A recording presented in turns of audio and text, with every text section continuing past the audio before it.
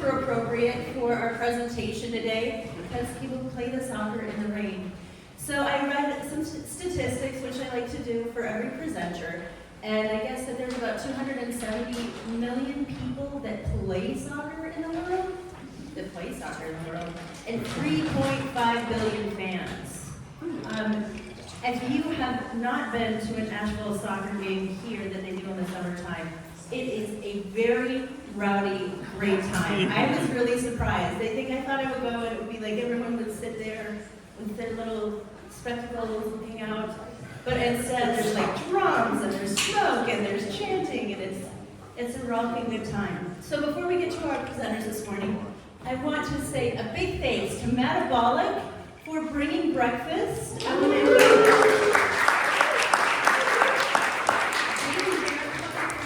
talk to everybody about what Metabolic does. There we go. Let's get you another mic. Hello. So we're with Metabolic Asheville. MAD, in case you don't know, is a strength and conditioning gym. We're actually located right off Cox Avenue, so right across from the chemist, so super close to here. Really awesome thing about MAD is really anybody can fit it into their busy schedules. It's 50 minutes, 50, in and out. We have multiple 4 showers on the facility, so really can fit into anybody's day. This is what we're handing out there.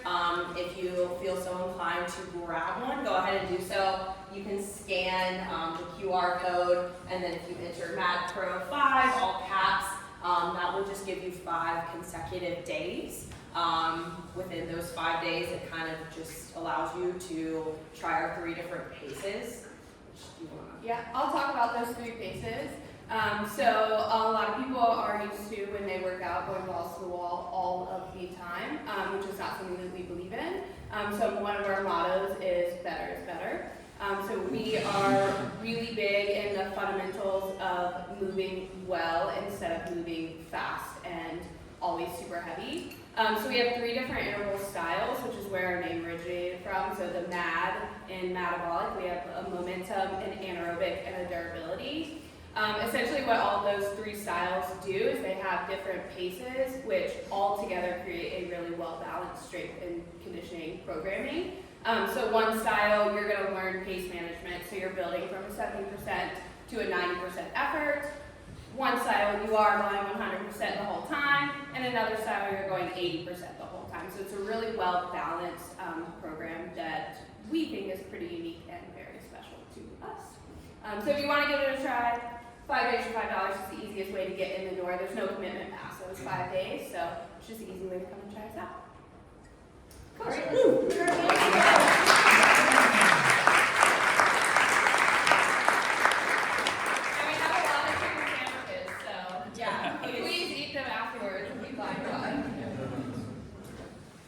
All right, So how many people, is this their first time coming to 1 Million Cups? Yay!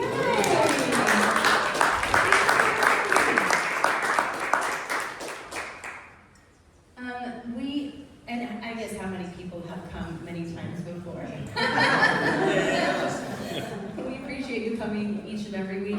I want to give a shout out to Kim for the delicious almond cookies that she made this morning too. All right, so they're queuing up the football chant. Here we go. Let's give them a big round of applause. Beer City Cup.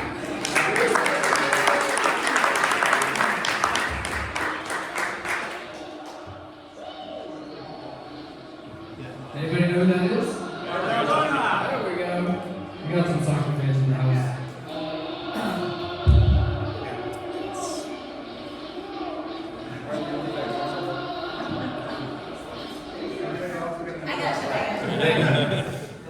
All right, good morning. We are excited to be here. I am Eric and this is Dave. We're the co-founders of Beer City Cup, the nation's premier adult soccer tournament, founded right here in Asheville about 14 years ago now.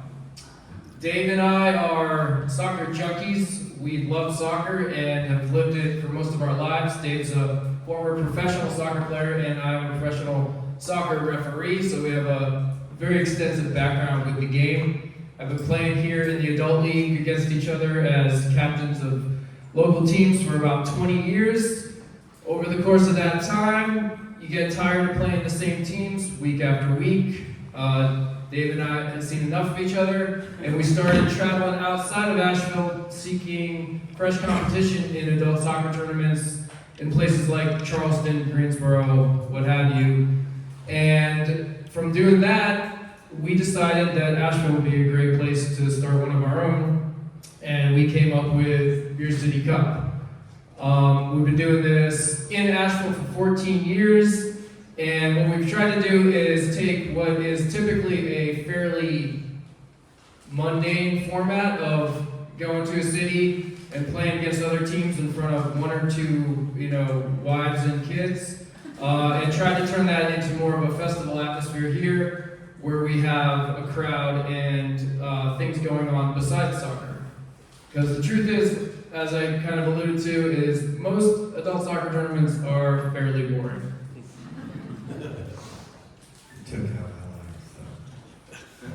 Yeah, so the main problem with adult soccer tournaments and kind of adult soccer in general is they're not very exciting for the average spectator, so we needed to create something that was a lot of fun for the player and exciting for the wife, the girlfriend, the kids that come to those games.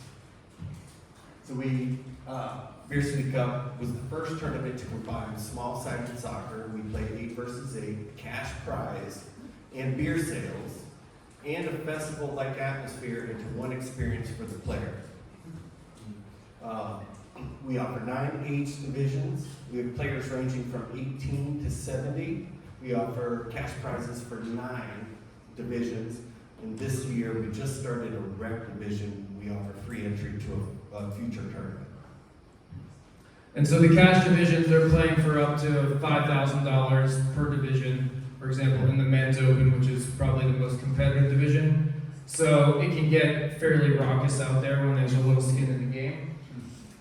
So this is basically our secret sauce. We were the first ones, and since we've done it, we've had a lot of kind of imitators come after us and say, hey, well, it's as simple as putting together cash, soccer, and beer, and let's just throw an adult soccer tournament. Unfortunately, it's not that easy. We kind of came up with our secret sauce at the right time, and it's been a labor of love over, like I said, 14 years. We started our first year, we were getting 20 teams and charging $250.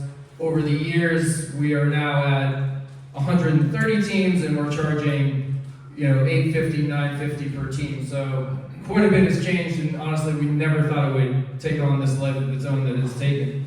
So by getting these teams here and getting the local breweries involved and getting the local Asheville adult soccer community involved, it's like a soccer festival. It's what we consider the biggest party in adult soccer.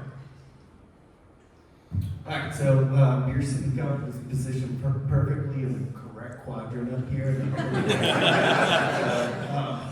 The problem with adult soccer is that they're sometimes volunteer run, and those boards change and those members change. They become stale, teams don't participate, or they're private and they're pretty expensive, but they are also kind of stagnant. 2 years ago, there's a tournament that is based on the basketball tournament that's 3v3. It's 7v7 soccer. It's called the TST, the soccer tournament. The other one's called TBT, the basketball tournament. It's backed by Chris Paul, pro NBA player, Clint Dempsey, former U.S. national team player, and a couple other guys. That's a $40,000 entry fee, but those teams are playing for $1 million. Last year, they had 32 teams. This year, they're expanding to 48. They're also expanding and opening up a women's division. We offer affordability. It's about $50, maybe $60 for a player to play, and it's super exciting. So we get teams from, for example, this past Labor Day in Asheville, we had 130 teams coming from 18 states. So people are still traveling because, as we've kind of mentioned, it's not easy to find a good adult soccer tournament in the country. So if you look at the chart, there's maybe a handful of other quality events that people are actually seeking out and going to. So with our Asheville tournament, that's kind of our trademark tournament, we're getting teams even from Panama City, Panama to come. And so you're seeing the best adult amateur competition, we think, in the country when you come to Beer City Cup. Panama, Central America. Central America, not Florida. Okay, our competitive advantage is the fact that we are a reliable brand in an unreliable market. As adults, you all know your lives are very busy, and so being able to take time out of your lives to get to an adult soccer tournament is no small feat. The fact that when registration opens for our events, we can have it sold out within 3 hours, have hundreds of teams signed up, means that adults can count on the tournament actually taking place when it comes time to go to the tournament. Dave and I, for years as captains, would have the experience where we'd be signed up for, say, Charleston, and there'd be 5 teams signed up for our division, and coming down to the last minute, we don't know if the tournament's actually going to happen and whether or not to cancel the beach house or not. So for adults, being able to plan 3 months out, okay, we know that's going to happen, let's go ahead and get the Airbnb, the hotels, whatever, and organize our teams, that's a big deal. So that's kind of why Beer City Cup is establishing itself as a brand. We're also the only brand that is forming in the adult soccer market. You have a lot of one-off tournaments that are good events, King Cup in Vegas, Florida Classic in Florida, but they're singular events, not unified under one brand, which is kind of where we're pushing into expanding into. We, last year in 2023, for the first time, tried Savannah as our first out of Asheville Market City, and we had 92 teams.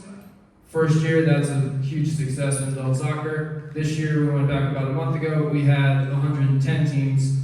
So, as you establish yourself and people are like, oh, the other teams are going? That sounds fun, and they join the party. So, this year we are expanding to Indianapolis this summer. In July, this will be our first step kind of outside the Southeast. And we're also adding Nashville in November. So you'll see the red and yellow logos. Those are brand new for 2024. And that's kind of where we're at with our overall challenges. So you may not know it, but soccer is finally having its moment. You probably heard of Ted Lasso or We Are Wrexham, or maybe that guy in the bottom right-hand corner, Leo Messi, the world's best soccer player, now plays in Miami for Inter Miami in the MLS. The soccer market is pretty large, but we fall under the sanctioned soccer entity. So we follow the FIFA rules, U.S. soccer rules, U.S. adult soccer. There's a little over 200,000 registered players. So we're capturing just a small, about 2% of those with just Beer City Cup after 2 events. So as the game in this country has grown with stuff like this going on, you know, Ted Lasso is becoming pop culture. Soccer is now on TV every single day of the week pretty much now, whereas when we were growing up it was like, every 4 years the World Cup final's on, awesome.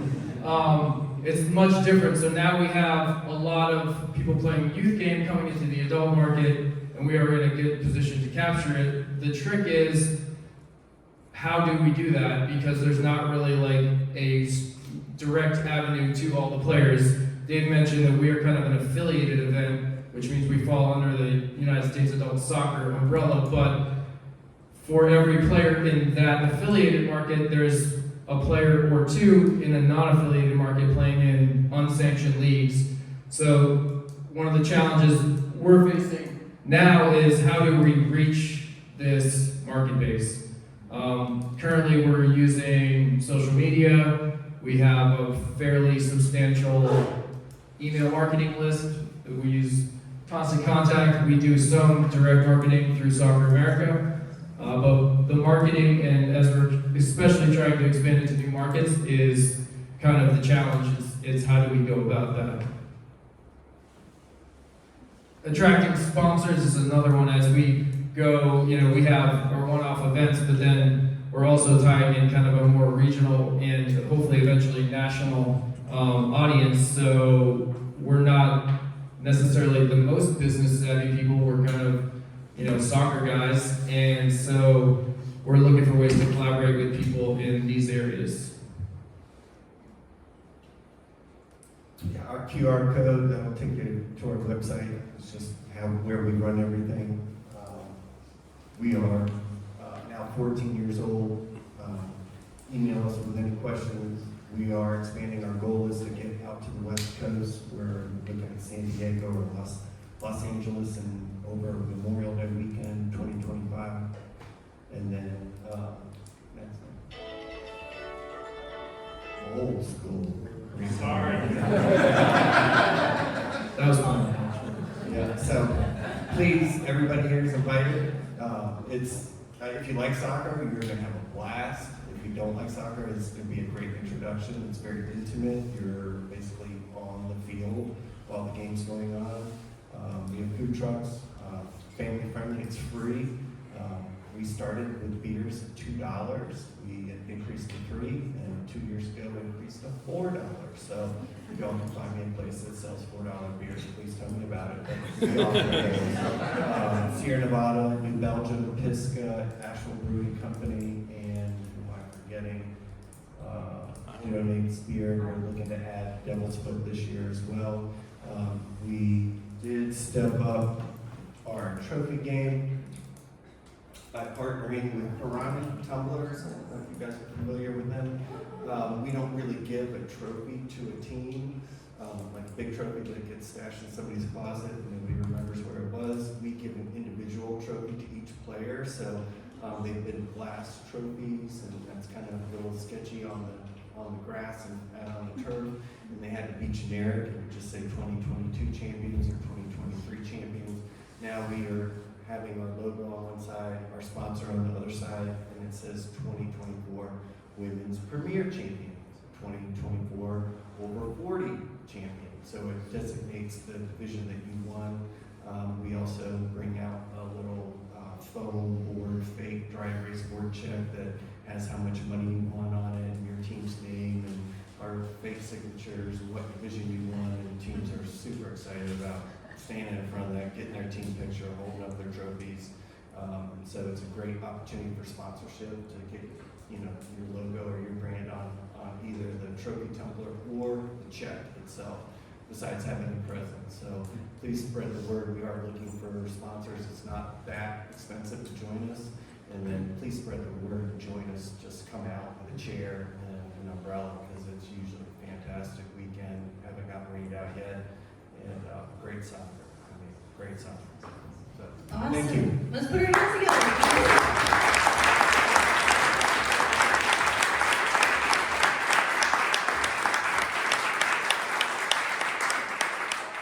Thank you. This is the Q&A part. Yes. Okay. Hey guys, I saw you present in the fall at the theater. Your presentation's gotten way tighter, so rock on. I'm just curious, from a business model perspective, as each new generation drinks less, I'm wondering what percentage of your business model is based on beer sales, and what are you doing to diversify that? I know you're called Beer City Cup, but I'm just curious, like, how much does it rely on people drinking a lot of beer? And how much are you finding other sources of revenue? Good questions. So primarily, our main revenue stream is team registration funded. And as you can tell probably by the price of beer, we're not really trying to kill it with the beer sales. We're more trying to create the atmosphere of getting the local soccer people out there, and we partner with the local league for that beer sale part. And it's mostly, like I said, a lure to not only get the local breweries involved, but to get people out there that are like, hey, like Dave said, you can't find a $4 beer in town. Let's go out there with our lawn chair, and there's food trucks and free soccer. Games are shorter, by the way. You're sitting there for each game's about an hour, a little less. And there's a lot more goals, a lot more action, because we're playing on a smaller field. So we're trying to create something that is very unique to to adult soccer, which is a spectator-friendly event, because when you got guys out there over 30, over 40, over 50, you know, we go all the way up to over 65, by the way. People get excited, you know, to play in front of other people. You know, a few hundred people in adult soccer, and sometimes we've got the field lined, you know, 3-4 rows deep in people, and there's kids out there kicking balls around, there's families, and it is a good time. But yeah, beer is not like our main source of revenue stream. That's mostly driven through the team registrations, but we also see a lot of probably area for growth in the sponsorship sector, because we're bringing, you know, over 2,000 just players, not even their plus ones or twos, to town, and they're coming from, you know, all over the place, with a lot of them with disposable income. So there's definitely like a market there that we have not figured out the best way to tackle. We're in the process of figuring that out. So great question, thank you. Yeah, unlike youth soccer, where when the kid goes to a tournament, they almost all buy a t-shirt, or they all buy something else. They of course don't buy beer, but beer is about 5% of our revenue. It's more of a way to bring folks that aren't playing to the event to show up and hang out. And yes, like Eric said, you know, the Asheville City guys, those guys came down to Savannah. They've played in the tournament before. When their career as a semi-pro or attempting to go pro ends, this is like a great step for them to take to keep competitive soccer alive. So, but yes, even merchandise, it's like 200 shirts, and you're making like $7 a shirt. It's not a big source of your revenue. Yeah, who's next? Great photos. And I have a two-part question, but also I think as a selling point, that sense of community, particularly for young people, I think that's hard, and so people are seeking that to get outside of their, you know, dorm room or off their phone and actually do something outside and connect with people. My question is, what is the demographic, particularly the gender breakdown of your players? And then the second part of that question is, if you're pitching, like I noticed in your pitch that you just use one gender for the audience, if you're calling the players guys and that the audience are wives and girlfriends, but you didn't parallel that to husbands or boyfriends. So I'm wondering if that's intentional or unconscious, or you planning on gender balancing it, or kind of what's the breakout right now? Or is that intentional to do that? Yeah, not intentional at all. We have offered women's and co-ed since day one. And what we found, it took us like 5 years just to get the women's division off the ground, because we started going after playing in tournaments, and again, play kind of the same teams in those tournaments, even though you're traveling around the state, Raleigh, Charlotte, Greensboro, down to Charleston. Charleston used to be the largest tournament in the Southeast. The better players and the better teams are who we're going after. You know, pyramid of adult soccer or soccer in general, you're going to have just a few that are very top, and then the level, the skill level just drops. So we've expanded to recreation, but the better female players want to go play co-ed. They want to go play against the guys, with the guys, and against guys, and that leaves not enough female players left over to field female teams, women's teams. So it's all the same prize money. They just choose to go and play co-ed, and so co-ed's in the 12, 16, 18, 20 team range, and women's is 4 or 6. Those players, are just not enough players left over to form a team to come to the tournament. So it's co-ed, women's premier rec, co-ed premier rec, women's premier rec. What's the percentage, the proportion of your players? I would say it's probably 85-15. Maybe 20. Yeah, maybe 80-20. Yeah. I was just saying, if you're wanting to balance that out a little bit more, maybe watch your pitch and like how you're referring to the Thank audience. you. members. Thanks for pointing that out. Yeah. We do this once or twice a year. I'll do it in front of my wife next time, and she'll set me straight for sure. Girl power is strong in my house. We've got a couple hands up. So you say that you want to expand out to California and all of that. What does that mean? You just want to expand the teams that come here? You're not doing tournaments in other areas, are you? Yeah, so we do currently do it. Right now, we already do tournaments, Asheville and then Savannah. We've done the last 2 years.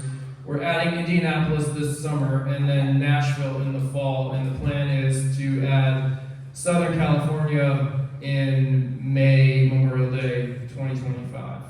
We're in, sorry, say that again? Different names?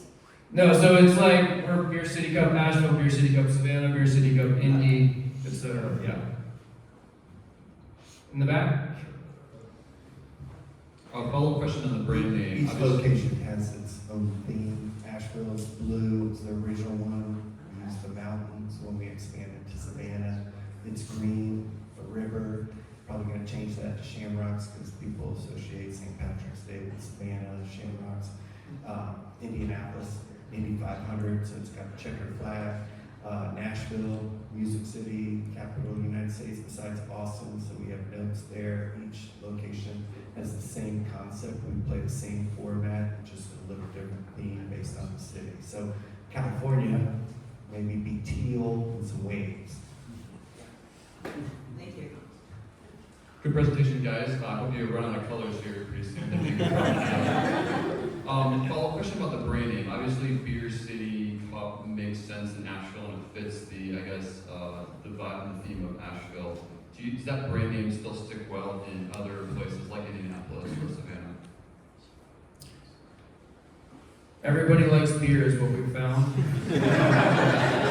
And so everybody now thinks they're Beer City. Like when we named it, Asheville had won like Beer City USA, some like random beer magazine or something. Nationally, we won it twice in a row, like edged out Portland or something. And so at that point we thought we were Beer City, you know, so it made sense here, but now literally everywhere has microbreweries and thinks they're Beer City. So yeah, we found generally, especially pairing it with, you know, soccer going back hundreds of years, it's like go play the game, then go to the pub. And that's kind of the rhythm of what happens in soccer, and it's pretty universal. Yeah, real quick, since we started, we were the first to come out with a soccer tournament paired with beer sales, paired with a cash prize. Nobody was doing that. They were just hosting a soccer tournament. And it'd be a normal $500, $600, $700. We started at $250, but people expect, it's now got its own life of its own. So if you hear of a Beer City Cup, you know that the soccer is going to be good. You're also going to be able to get a beer after the game. And if you win, you're going to get a cash prize. We've had at least 4 tournaments copy, paste, find, replace our rules and tried to pull this off, and they failed. Tournaments have changed their name to Bucket City Brewery Cup, Queen City Brewery Cup, the Brew Cup. We've trademarked Beer City Cup, own the domain as well. That concept, they're now 12, 13, 14 years behind us, thinking they can just come in and start this. There's a lot of sort of situational or magical factors that had to be in place when we started in 2010. Yes, sir. I know, right here. Oh yeah, okay. Hi there, I'm Grace Champion. I am with the UNCA's Career Center and help students find jobs and internships. And so I'm curious to know, as you continue to grow, how you might predict your staffing needs might grow. Well, we are definitely, so Dave and I both work remotely, other jobs. I'm a supervisor of referees for Western North Carolina, like high school soccer.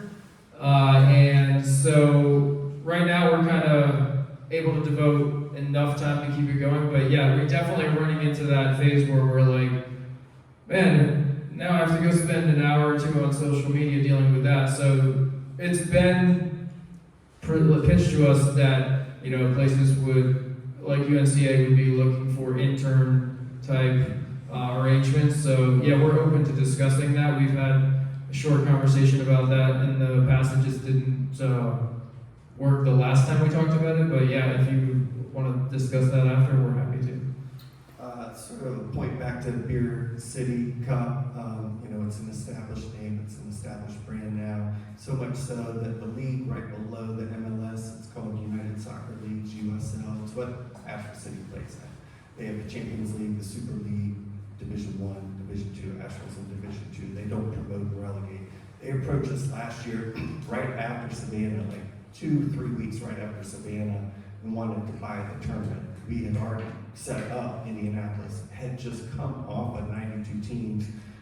I mean, on cloud 9, it was such a great experience in Savannah, having pulled off a second successful tournament. We went through the whole process of what it would take to be purchased, and their number was a little bit low. We kind of grow. They were successful, but they wouldn't license it. It was performance-based, and we're not ready to give up the brand.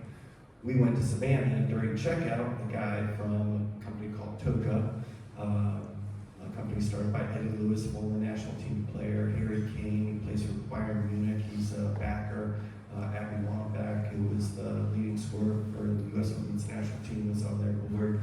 They want to buy us. What they do is they go out and acquire indoor soccer centers. They have 38 of them. We are hesitant to even go through that process because it is a big distraction. It does take a lot of time, a lot of questions. You're giving out a lot of information. You're not sure if you're setting them up for just copying you, and they have deep pockets and going to just basically own you whether you sell to them or not. But we aren't going to opt to go through that process with them. We would rather hold out for somebody else, grow the tournament, increase its value, and then sell in 2 or 3 years. You know, the World Cup is coming in 2 summers, so lots going to happen in the next 24 to 36 months for us.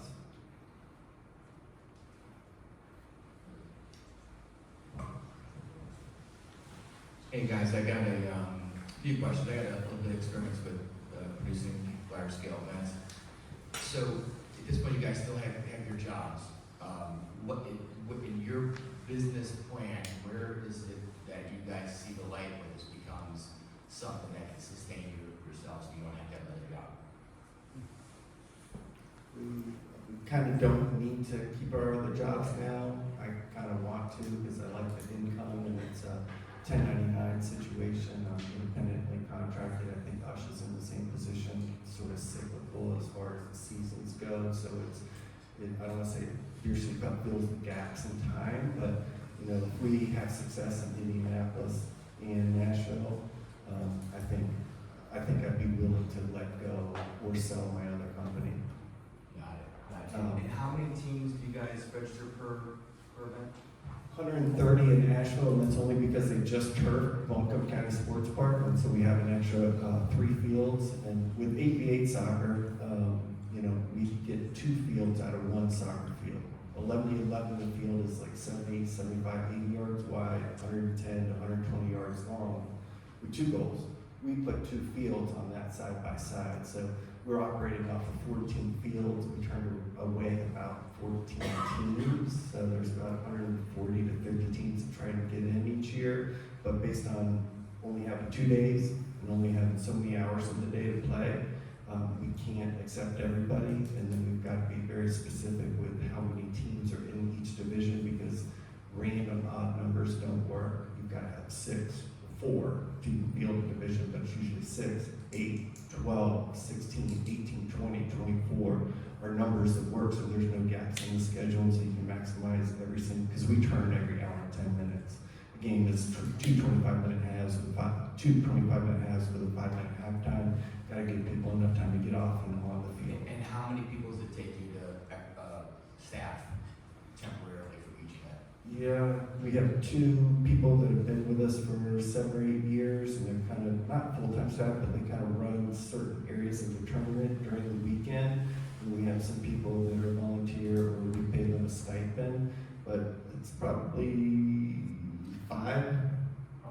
Yeah, 5 to 10, depending. It depends on who you count. We work with our registrar, who is through the North Carolina Adult Soccer Association, so she's kind of on staff. And we've got, on site in Asheville, we have 2 locations. We have John B. Lewis on the east side, which is kind of the main hub, and then the Buncombe County Sports Park on the west side is kind of our auxiliary, and then we have to staff that site with 2-3 people, and then we do the other site with 5. So I'd say for Asheville, which is our biggest event, it's probably 10. As we go to Savannah, we downsize a little bit because of travel costs, and just a slightly smaller scale event. We get 110 teams there. We get a little more help from the county there with just their staffing of the facility, so that makes a difference as well. Yeah, we couldn't accept more than 110 teams because they didn't have any more fields.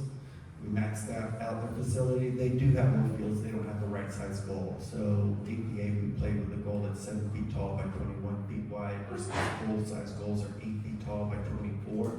I don't know if you stood in front of a soccer goal, but that's a big space. So that size goal, that size field, we want to provide a consistent product for teams that come in and they know the rules, they know how we play, they know how big the goal is, they know how long the games are.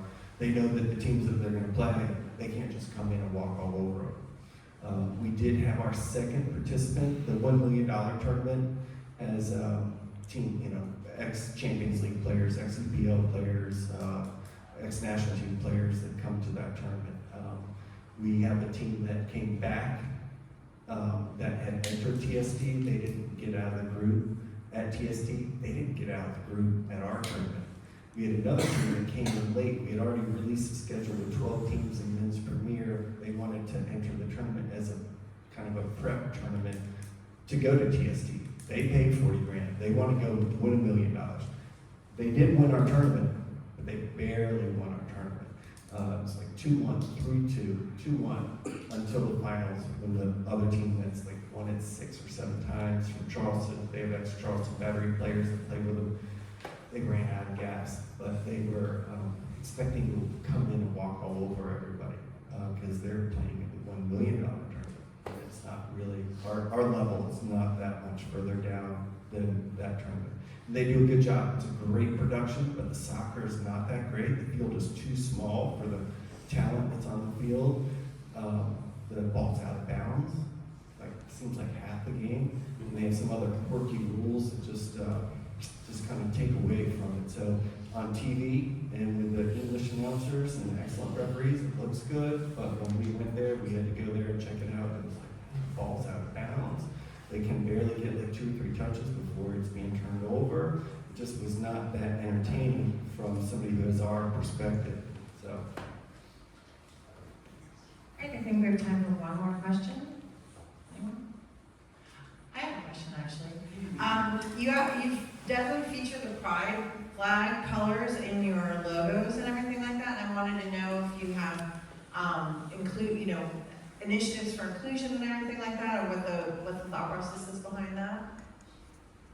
Yes, we definitely are all inclusive, and it also kind of, so there's that piece, and then we're combining that with our desire to use all the colors potentially in a Beer City Cup event. So it's kind of twofold, but yeah, we get questions about that. Most people, not everybody's a fan, so, but we believe in it, and we feel like it goes well with our brand, and so, yeah, we've started doing that in the past year to 2 years. But great question. Yeah, some people don't even realize that it's not the pride flag, it's the all-inclusive flag. So when you look at our pictures online or you come out to the fields, there's African Americans, there's Hispanics, there's Asian people, there's white people, there's people you don't know if they're straight or gay. We're an inclusive event, and if that's not your mindset, you can go ahead and play in another tournament. So. I'm going to sneak in a real quick question. Have you guys worked with Chris Smith at the Asheville Sports Commission at all? Have you? Not directly to my knowledge. We work with Chris. Tina Porter and Tiffany are the people we've spoken to at the TDA. But Okay. Chris Smith, if you have a contact, we really appreciate you for that. Yeah, absolutely. Okay. We told him about you guys yesterday, tried to get him. Awesome, Cool. let's Thank hear you. it.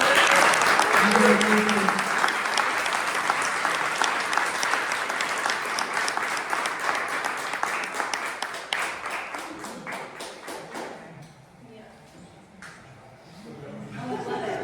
Like, I want to hear the chants. All right, big shout out to our organizers. I'm Erica Gifford, Amy Graham is around the corner, Beverly Durango, Sean Como, Annie Lewis, Nick Breen, and Elizabeth Walton for working hard every week to put this together for you.